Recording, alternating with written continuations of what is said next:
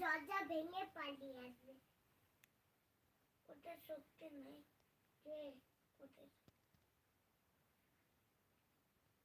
শিয়ালের শিয়ালের শক্তি আছে। শিয়ালের শক্তি আছে। मुझे मालूम नहीं है। स्टेशन स्टेशन जाएंगे খড়গপুর স্টেশনের কাছে কাছাকাছি 15 মিনিটের মতন লাগে। 15-20 মিনিট স্টেশন থেকে। Thank you. আমি একটু হাজমলা দিয়ে দিব, একটু চানাচুর দিয়ে দিব, একটু লঙ্কা দিয়ে দিব, একটু লঙ্কা চানাচুর দিয়ে দিব, আর আমি একটু বাপ ডাল দিয়ে দিব, একটু ছোলা দিয়ে দিব। কি এটা? এখানে একটা ছোলা দিয়ে দিব। এবার রান্না করবো।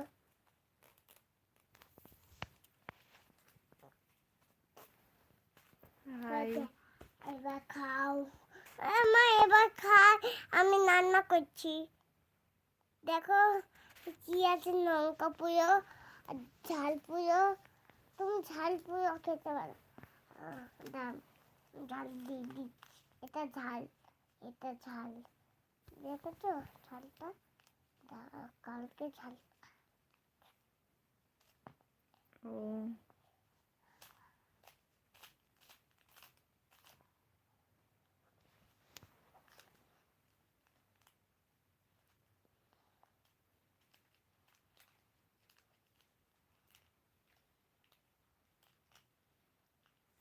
Thank you. হাই।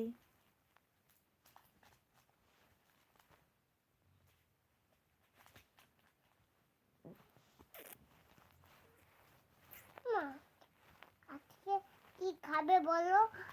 আমি দোকানে থাকি। দোকানে একটু চাউলের মিষ্টি দিয়ে দেবো, একটু চানাচুর দিয়ে দেবো, ডাকটা দিয়ে দেবো, একটু ছোলা দিয়ে দেবো, একটা ডাল দিয়ে দেবো।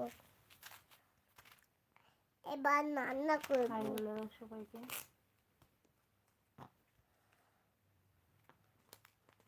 এটা খুন্তি। আমি রান্না করছি, খাও। থালাতে খাও, এই থালাতে খাও। মা এই থালাতে খাও। বয়া পাখি তুমি এদিকে কেন এলে? এদিকে শিয়ালও আসতে পারবে। ওই যখন দরজাকে ভেঙে পারি। শিয়ালে এত শক্তি নাই। সবার শক্তি আছে, তোর একার শক্তি নেই হাদা। তুমি আছো মেয়ে দিলে। আমার বয়ে গেছে। বুবু শিয়াল ছোট আছে, খেয়ে নেবে বুবু শিয়াল। কে খাবে তো? আমার কি কোনটা ব্যথা তোর? এই নাকে পড়ে গেলি? কি করে পড়লি?